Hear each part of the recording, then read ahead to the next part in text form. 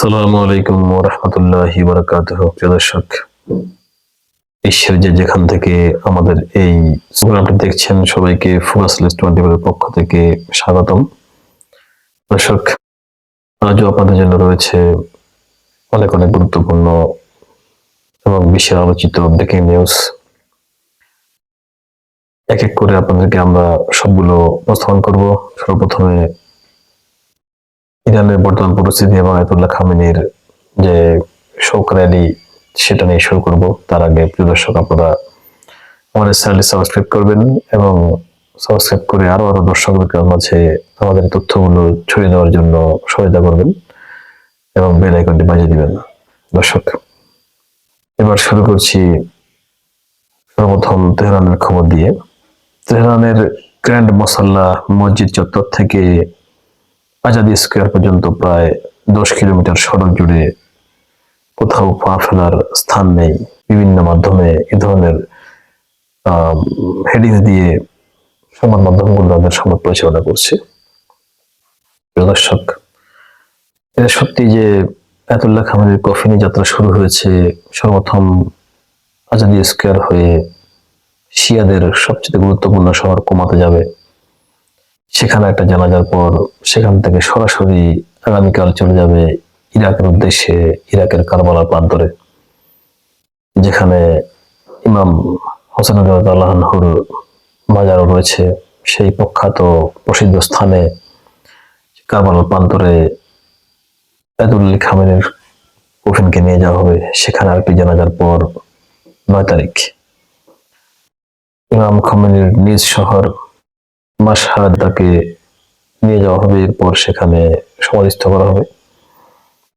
ইমাম রাজা রহমতুল্লাহ আলাইহির সমাধির পাশেই আয়াতুল্লাহ আলী খামেনির সমাধিস্থল চিহ্নিত করা হয়েছে এবং সেখানে তাকে সমাধিস্থ করা হবে।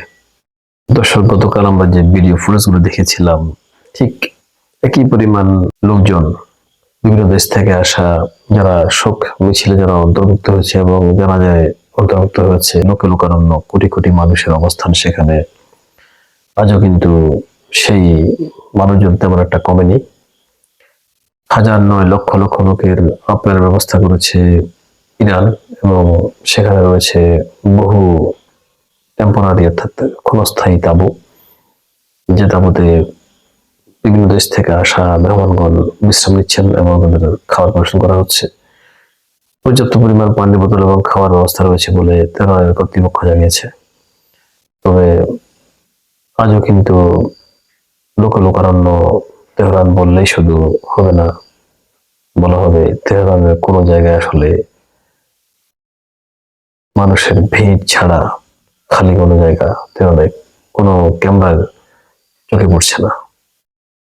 সমগ্র তেহরানে শুধু লোক লোকারণ্য, সবার মুখে একটাই কথা, সর্বোচ্চতাকে হারিয়ে তারা শোকের মাতম করছে এবং প্রতিশোধের বাক্য তারা সবার কণ্ঠে উচ্চারিত হচ্ছে। দর্শক, এরপরই আসি ভারতের বেশ কয়েকটা গুরুত্বপূর্ণ সংবাদে। সর্বপ্রথম যে বিষয়টি এখন ভারতে প্রায় চতুর্দিকে ছড়িয়ে গেছে এবং অনেকটা দাবানলের মতো ব্যবস্থা হয়ে গেছে, তা হলো ভারতের অর্থাৎ পশ্চিমবঙ্গের 24 পরগনা জেলার একটা 12 বছরের শিশুকে ধর্ষণ করে হত্যা করা হয়েছে এবং সেই শিশুর প্রতিবাদে এলাকাবাসী সন্দেহভাজন একজনকে গণপিটুনি দিয়ে হত্যা করে এবং পরে বস্তাবন্দি শিশুর লাশটি উদ্ধার করা হয়। এরপর এলাকাবাসী এবং জনগণ যখন ক্ষোভে তারা ফেটে পড়ে, সেখানে পুলিশ নিয়ন্ত্রণ করতে গেলে পুলিশের ধাওয়া পাল্টানো শুরু হয় এবং পুরো জেলাব্যাপী এই আন্দোলন, অর্থাৎ এই শিশুর বিচারের দাবিতে যে আন্দোলন চলছে, সে আন্দোলন ছড়িয়ে পড়ে। বিভিন্ন মাধ্যমে জানা যায় 24 পরগনা পুলিশ তাদের প্রায় নিয়ন্ত্রণ হারিয়ে ফেলেছে এবং এই জনবিক্ষোভ প্রায় জনবিস্ফোরণে রূপান্তরিত হওয়ার আশঙ্কা আছে। পাশাপাশি ভারতের মুম্বাই শহরে হঠাৎ প্রবল বর্ষণে মুম্বাই শহরের রাস্তাঘাট সহ বেশ কয়েকটি গুরুত্বপূর্ণ এলাকা জলের নিচে তলিয়ে গেছে। চতুর্দিকে জলবদ্ধতা অবস্থা হয়ে গেছে। ম্যাক্সিমাম বাড়ির প্রায় নিচতলায় পানি ঢুকে গেছে এবং পুরো মুম্বাই শহরের রাস্তায় পানি জমে গাড়িগুলো, অর্থাৎ সেখানে অনেক পার্কিং করা গাড়ি, প্রাইভেট কার এবং মোটরসাইকেল সহ বিভিন্ন রকমের যানবাহনের প্রায় ডরাডুবি অবস্থা।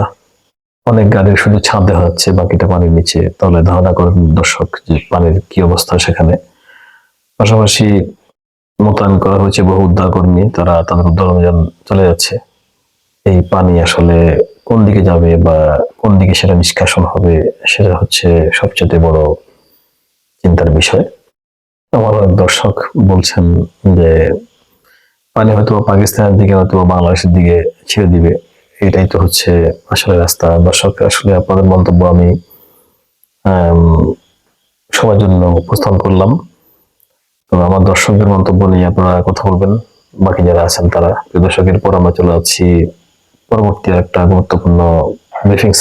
সেটা হলো ফ্রান্স শুরু হয়েছে একটা ভয়াবহ দাবানল ফ্রান্সের সীমান্ত এলাকায়।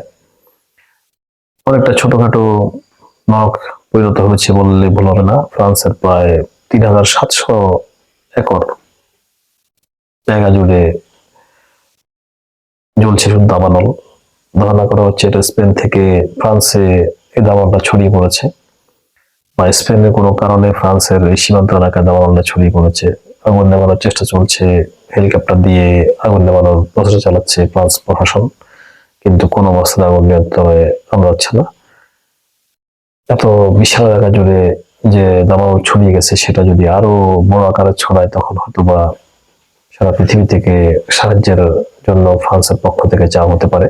প্রিয় দর্শক, সর্বশেষ যে তথ্যটি আপনাদের জন্য আমি আজকে উপস্থাপন করছি তা হলো বাংলাদেশের একটা গুরুত্বপূর্ণ তথ্য। বাংলাদেশের সীতাকুণ্ডে 52 একর জায়গা জুড়ে তৈরি হচ্ছে একটা সামরিক অস্ত্র তৈরির কারখানা। যে কারখানা আসলে সম্পূর্ণ কলা কৌশল এবং প্রযুক্তি দিয়ে সহায়তা করছে তুরস্ক। এবং অনেকে বলছেন যে এটা তুরস্কের সহায়তায় এই ফ্যাক্টরিটা এখানে তৈরি করা হবে এবং সেখান থেকে বাংলাদেশের সামরিক বাহিনীর যে সমস্ত অস্ত্রগুলি প্রয়োজন সে সমস্ত অস্ত্রগুলি সেখান থেকে প্রডিউস করা হবে। এবং কৌশলগত দিক থেকে মূলত বাংলাদেশের সীতাকুণ্ডে ধরুন একটা ফ্যাক্টরি তৈরি হয়, কিন্তু খুব একটা চমকপ্রদ বিষয়। এবং দক্ষিণ এশিয়া রাজনীতিতে বাংলাদেশের সামরিক বাহিনীর যে অবস্থান সেটাকে আরো উন্নত করার জন্য এই ফ্যাক্টরি কিন্তু যুগান্তকারী ভূমিকা রাখবে বলে সবাই আশা করছেন। আর এই ফ্যাক্টরির খবর যখন আস্তে আস্তে বিভিন্ন মাধ্যমে ছড়িয়ে পড়ছে, তখন বাংলাদেশের সহ এই দক্ষিণ এশিয়ার বিভিন্ন রাষ্ট্র কিন্তু অনেকেরই বিভিন্ন ধরনের মন্তব্য শুরু হয়ে গেছে। কেউ হয়তো পজিটিভ ভাবে দেখছেন, কেউ নেগেটিভ ভাবে দেখছেন। যার যেমন রাজনীতি, যার যেমন রাজনীতি করার তাদের খায়েশ আছে, তারা সেভাবে কিন্তু বিষয়টাকে টেনে নিয়ে যাচ্ছেন। মূলত একটা দেশের সমস্ত বিষয়ক যে কারখানা তৈরি করা সেটা তাদের অভ্যন্তরীণ বিষয়। পৃথিবীর সকল দেশের সেই অধিকার আছে। যে কোনো স্বাধীন সার্বভৌম রাষ্ট্র তারা তাদের সেনাবাহিনীর জন্য অস্ত্র তৈরি কারখানা তারা করতে পারে। এটা একটা সাধারণ এবং রুটিন বিষয় সমস্ত দেশের জন্য। তো সেখানে বাংলাদেশের এটা একটা অভ্যন্তরীণ বিষয়। এটা সেনাবাহিনীর একটা রুটিন ওয়ার্কের মতো, যে সেনাবাহিনীর সমরাস্ত্র অনেক সময় তারা অত্যন্ত আধুনিক অস্ত্র তারা প্রয়োজন, এবং তাদের যে অস্ত্রগুলি চলমান আছে সেগুলি রিপেয়ার প্রয়োজন। এই সমস্ত বিষয়গুলিতে কিন্তু সমরাস্ত্র কারখানা সব দেশেরই অত্যন্ত গুরুত্বপূর্ণ একটা প্রয়োজনীয় বিষয়। আর বাংলাদেশের এই প্রয়োজন নিয়ে সেখানে যে তৈরি হচ্ছে ফ্যাক্টরিটা সীতাকুণ্ডে, সেই সীতাকুণ্ডের ফ্যাক্টরিটা যদিও বিদেশি সহযোগিতায় তুরস্কের সহায়তায় তৈরি করা হচ্ছে। এটা তুরস্ক এমন একটা রাষ্ট্র যাদের সামরিক অস্ত্রের প্রযুক্তির কিন্তু যথেষ্ট সুনাম আছে সারা পৃথিবীতে। আর সেজন্য প্রতিটা দেশই চাইবে তারা এমন কোনো অস্ত্র তৈরি করবে বা এমন কোনো অস্ত্র তারা রাখবে যে অস্ত্র বর্তমান যুগ এবং বিশ্বে মানসম্মত একটা অবস্থায় যেন তাদের অস্ত্রগুলি যেন থাকে। তদ্রুপ বাংলাদেশেরও এই চিন্তা এবং এই প্রসেসটা কিন্তু একটা স্বাভাবিক প্রক্রিয়া। সুতরাং আমি গণমাধ্যম কর্মী ভাইদেরকে বলবো, আপনারা এই খবরটাকে, এই সাধারণ বিষয়টাকে এবং এই ব্যবস্থাপনাকে বা এই পদক্ষেপকে আপনারা এমন ভাবে কোনো উপস্থাপন করবেন না যাতে বিশেষ করে এই বিষয়টা অত্যন্ত অতিরিক্ত হয়ে যায় এবং জানেন যে দক্ষিণ এশিয়ার অনেকগুলি রাষ্ট্র, তার মধ্যে বাংলাদেশ, এই সমস্ত রাষ্ট্রের ভূরাজনীতি কিন্তু বিভিন্ন সময় বিভিন্ন দিকে মোড় নেয়। আপনাদের এই খবরগুলি যাতে কোনো অন্য কোনো রাষ্ট্রকে হিট না করে অথবা বাংলাদেশের কোনো বিষয়ে যাতে আঘাত না হয়, এই ধরনের অবস্থান থেকে আপনারা সংবাদ পরিবেশন করবেন। তবে কোনো অবস্থাতেই এই বিষয়টা নিয়ে বেশি অতিরিক্ত কথা বলার কোনো প্রয়োজন নেই। প্রিয় দর্শক, আমরা চেষ্টা করি সবসময় আপনাদেরকে বস্তুনিষ্ঠ এবং সুষ্ঠু সংবাদ পরিবেশন করার জন্য। আর আমাদের সংবাদগুলি যদি আপনাদের কাছে অসত্য মনে হয় তাহলে আমাদের চ্যানেল সাবস্ক্রাইব করার কোনো প্রয়োজন নেই। আর যদি সংবাদগুলি সত্য মনে হয়, যদি আমরা কোনো কোনো ক্ষেত্রে অনেক তথ্য আপনাদেরকে অগ্রিম দিয়ে থাকি, তবে সেটা আমরা যাচাই করে সত্যি তথ্যগুলো আমরা কিন্তু আপনাদের সামনে উপস্থাপন করি। এবং আমাদের প্রতিটা তথ্য, প্রতিটা বিষয়, প্রতিটা এপিসোড যারা দেখেন তারা বোঝেন যে আসলে আমরা তথ্যগুলো যে দিই, যদি কোনো তথ্য অগ্রিম দেই, সেটা কিন্তু একটু ধৈর্য ধরে দেখতে পারবেন সেটা বাস্তবে প্রমাণ হয়েছে। দর্শক, আমাদের সংবাদগুলো যদি সত্যি বাস্তবের সাথে আপনারা মিল পান এবং সত্যি সংবাদ হয়ে থাকে, তাহলে আমাদের চ্যানেল সাবস্ক্রাইব করে আমাদেরকে আরো সহায়তা করবেন যাতে আমাদের তথ্যগুলি আরো দর্শকের মাঝে পৌঁছে যায়। দর্শক, ধন্যবাদ সবাইকে। আজকে পর্যন্তই। ভালো থাকবেন সবাই।